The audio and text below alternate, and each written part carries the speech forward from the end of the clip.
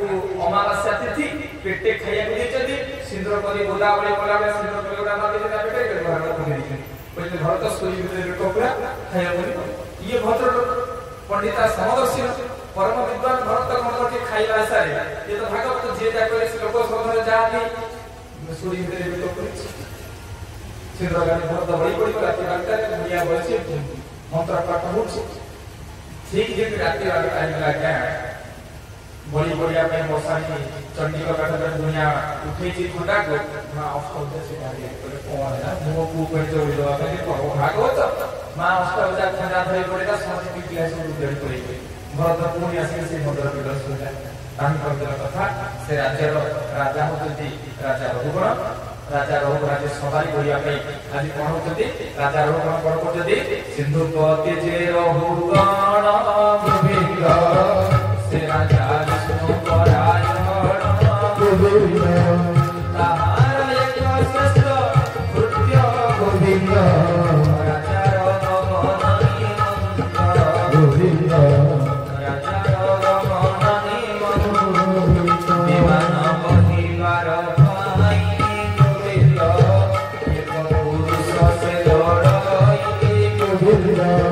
से थारे दिले से गोविंद ठाकुरे किया रूप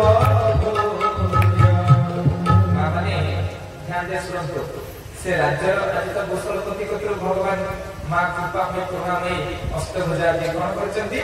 सर्वत्र के पूरी नारायण नमस्ते आज मां नारायण जी देखले मो पुओ गोळे गोळे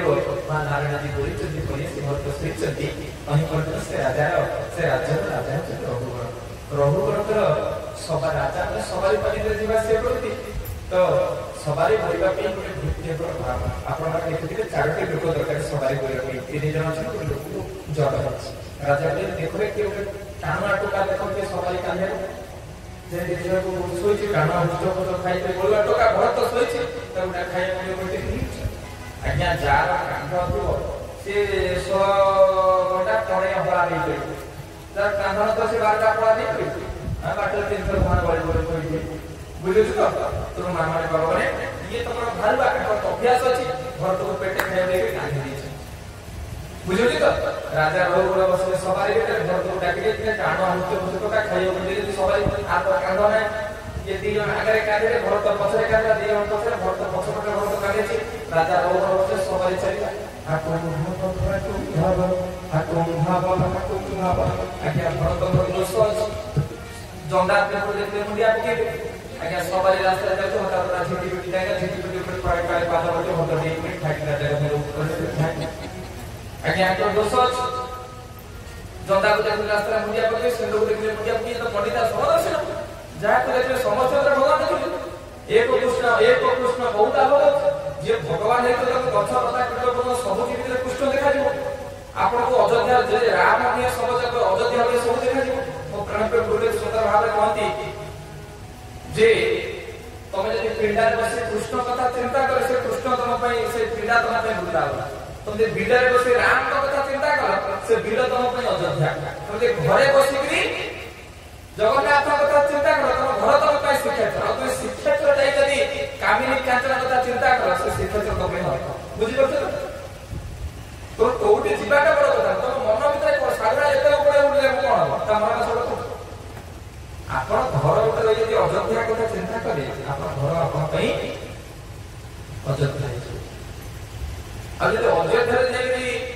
कामिनी कांचन रे मझिरे तो अयोध्या आपण पई न करू तेणु आपण कौन कोउटी अछंती बड़ कथा आपण मन कोउटी बुझला ना मो मनटा कोउटी मु सत्संग रे बसिछि मो मनटा कोउटी अछि बुझला ना तो আজি राजा भरत काढे छथि त्याचे प्रथम थर रास्ता रे जाउछि तो हटा तो झुटी पिटी करला के देई ये तो आकर कहना प्रति भूल करके हम जन होई जाय आ झुटी पिटी पर पाद बोले तो झुटी पिटी मरि अपने मां पता हो तो राजा भरत द्वितीय थर के बाटे जाउछि थरे राजा हमर बाटी में खाए के राजा हमर जोरा के बाटे राजा चित्कार के को पागल नहीं होई पुरे पागल नहीं तो सवारी करे से देउछि आके किछि बाटे देई छथि ना उनका छोट सरी सुपर के चली पुणी पाद पड़ी करे करे सरी सुपर मरि जीव राजा भरत पुणी देई पुणी द्वितीय थर खाए के जुआ द्वितीय जोर के मुंडा राजा कर चित्कार करे राजा रोहन कहा को पागल दे जो समाज कार्य पे समाज कार्य से देउ छ का ना पड़े छ अज्ञा द्वितीय थोड़ा पर के तू जा टिकट के बाजी के खड़ा तृतीय थोड़ा के सही से कहे राजा भरत के भरत देई बोले राजा का मुंडा बाजला फाटी हो राजा चित्कार करे उठे पागल को ले जी समाज कार्य पे वो मुंडा फाटी गले के सरकार कोड पागल धरि आइले आज पर्यंत जन्म युवक वर्ष पर्यंत विनम्रता प्रदर्शन करते भरत जी चित्कार करे ओ राजा रोहन तमे कहा को पागल बोले कहउछ इथे आत्मा पागल ना शरीर पागल तो संगे संगे राजा रोहन के कहछि आत्मा परमात्मा कथा कहि पारे सेते के धृत्य होई पारे ना किया गया नो आपण मते तिनी थोर पागल पागल बोली कहले आत्मा पागल ना शरीर पागल हे राजा रोहन को तो मते ये हाथटा मुकी रोहन बोले ना ये हाथटा मुकी ना ये गोड़ दीटा मुकी ना ये शरीरटा मुकी ना यदि ये शरीर मुनो ताले मुकिए ना सत्य कान सुपा यदि मु आत्मा को शरीर नो ताले के देउची की आत्मा देउची ना शरीर देउची आपण पागल कहा कहले आत्मा पागल ना शरीर पागल राजा रोहन सीधा नाम पड़ी आप निश्चय गुरु अष्टक कहिबे आपण गुरु अष्टक को जानि छै ना आपण गुरु अष्टक मोह से शक्ति मो भीतर नहीं कारण बड़ लोक माने जो पटरे जिवे सान लोक माने सेही पटरे जिवे आपण राज्य ये राज्य श्रेष्ठ पुरुष होते राजा जेते भारत वर्षर प्रथम नागरिक होते राष्ट्रपति तो समग्र राज्य प्रथम श्रेष्ठ पुरुष राजा जहा जदि भूल करिवे प्रजा माने से भूल करिवे राजा जदि अज्ञान हेके कहबो शरीर को पागल ना आत्मा को पागल राजा जाने पर अन्य लोग से की संज्ञान प्रदान करियो आज क्षमा मागुचंती राजा को परिश्रम ये शरीर मूल ये शरीर पंचभूत रूपी रही कोड़ कोत मके शरीर पंचभूत रूपी मो देही मार मूल कारण यदि आपण कष्ट करे ठीक अछि यदि गोटे जीवन चली जाए जन्म जन्मांतर नरक दंड भोगियो प्रत्येक जीव भितर सकल घटे नारायण आदि परोपकार भगवान को सत्ता प्रत्येक जीववान भितर अछि तो मो पाद पड़ियो बोले देई बोली मु आपन को कष्ट देबा को उद्देश्य था और उद्देश्य अछि गोटे परिस्थिति जीवन चली आज राजा रोहन भूल मागिचंदी भरत को देख सिंहासन पर बसैचंदी और भरत शीघ्र ठारू अमृत में ज्ञान आभा प्रत्येक लोक मान कथेते बांटीचंदी जी के दया भव जे अहिंसा पुजारी तरबार जे प्रकृत हिंसा के मनुष्य को आगु नहीं पाइना और अहिंसा प्रेम सत्य ही मनुष्य को भगवान पाखरे पहुंचे पारे तो आज ये अमृत में कथा श्रवण करी धारा धारा को होइयो जे राजा भरत पाखरे जे मनुष्य जीवन रा कोन लक्ष्य जे मुखिए मु जन्म पूर्ण कोठी थिली मला पर कुआड जिबी मु कोन को आसीची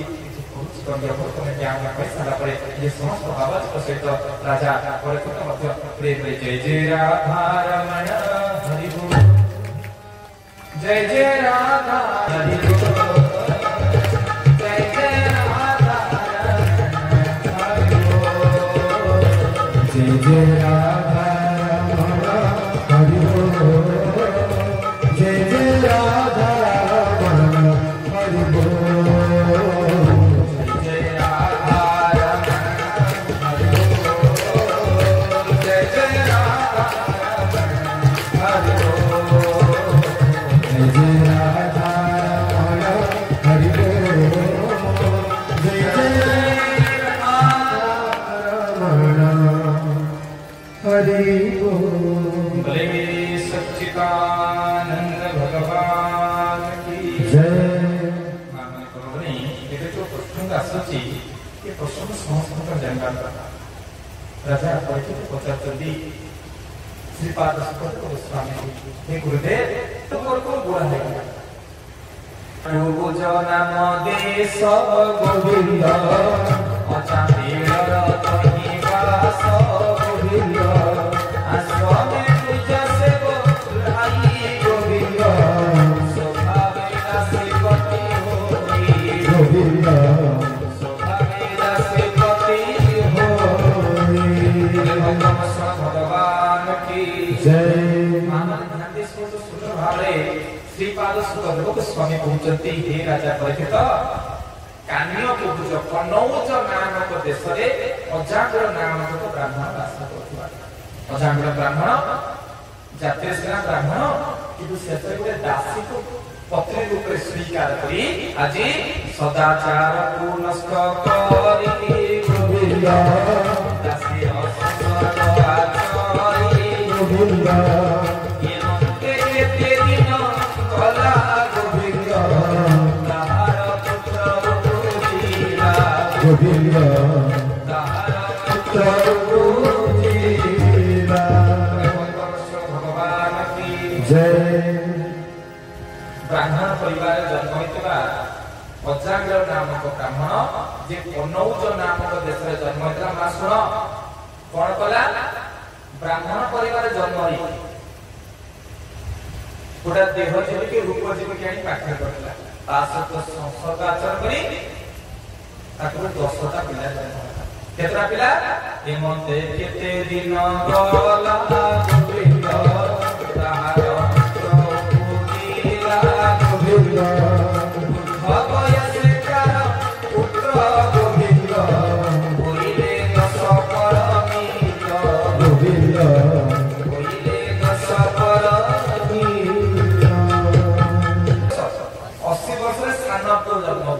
कौनटा नाम कनिष्ठ नाम नारायण गोविंद पितार आनंद कारण गोविंद आपन को मन आपन कोई बाल्य जीवन जो चपलता थाए वृद्ध वयस से बाल्य चपलता कोन देखाय आपन को सांग से नाते की नाते को धन रटणी है को को तो सब पता नहीं सांग की नाते नाते सान को नादरे नारायण खाइले नारायण सोइले नारायण मनटा सान को पाखरे ना मनटा खाइले नारायण रे अरे कुआडे कोन धन आ खाइबा नारायण गोविंद मरण काल कत गोविंद कथने करे दुधचित गोविंद बालक नाम नारायण गोविंद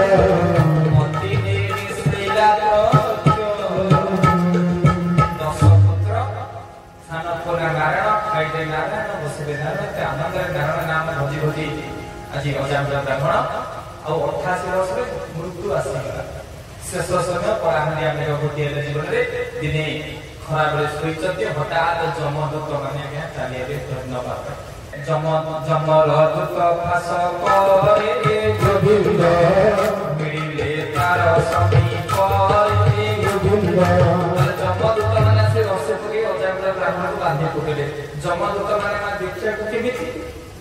उच्च पुरुष भयंकर गोविंद वक्र वदन महाघोर गोविंद उच्च पुरुष भयंकर गोविंद वक्र वदन महाघोर मां आज जमदूत माने मां देखियो केमती उच्च डेंगाड़िया उच्च पुरुष भयंकर वक्र वदन महाघोर सर्वलोममय शरीर गोविंद गोविंद उच्च करी गोविंद डाकिला पुत्र नाम धरी गोविंद गभीर स्वर उच्च करी गोविंद डाकिला पुत्र नाम धरी ताला अजागर पुत्र कोन देथला तार कोने डाकियो कहलो नारायण रे नारायण केम देखियो कहलो सेना न करी संकीर्तन गोविंद गला से अजागर प्राण गोविंद अजागर केले डाकिला पुत्र नाम नारायण कीर्तन भागवत कहले सेना न करी संकीर्तन गला से अजागर प्राण वो नाम तो डाकिला केम डाकिला कीर्तन करी डाकिला केम डाकिला तले अजागर डाकिला को नाम कोन देखला त नारायण नाम को कीर्तन करे केमती होइतो कोन होइतो ओम नमो नारायण ओम नमो नारायण आपण भाषा आपण देखि दे अनुमान को ठीक है ने ओम नमो नारायण ओम नमो नारायण ओम नमो नारायण ओम नमो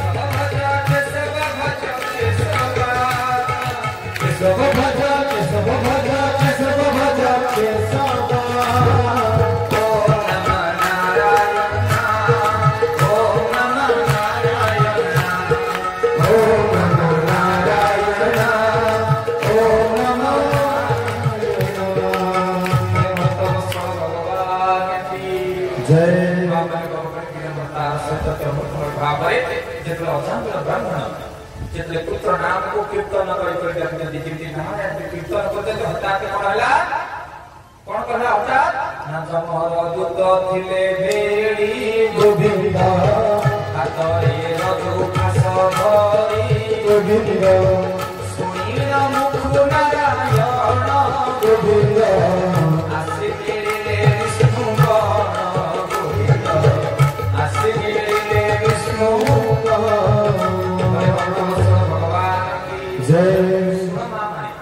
ये तो जमदूत मैंने हजार बेला पाके की मारी के बसते जेतो ये पिता पुत्र नाम नारायण नारायण की तमे को जमदूत मैंने महापाप करिचो आमे विष्णु दूत माने प्रचार करदी ताले तू तो जदी ये महापापी हे जमदूत माने तमे को जे अधर्म करछि हमको बुझे जे धर्म का को कर्म करे को फल मिले हमको बुझे जे आमे विष्णु दूत माने पड़ेबो जय आमे अष्टाध्याय पहिले धार यति एक धर्म जा धारणा करे ताको पति धर्म किंतु शास्त्र भागवत को दे अजामिल चरित्र रे विष्णु दूत मान को जमदूत मान के धर्म कोन वेद विदित जते कर्म से ओके संसार धर्म जहां वेद रे वर्णन अछि ताहा धर्म और धर्म कोन ता बिना अन्य कर्म जेते गोविंद अधर्म बोलति जगते गोविंद ता बिना अन्य कर्म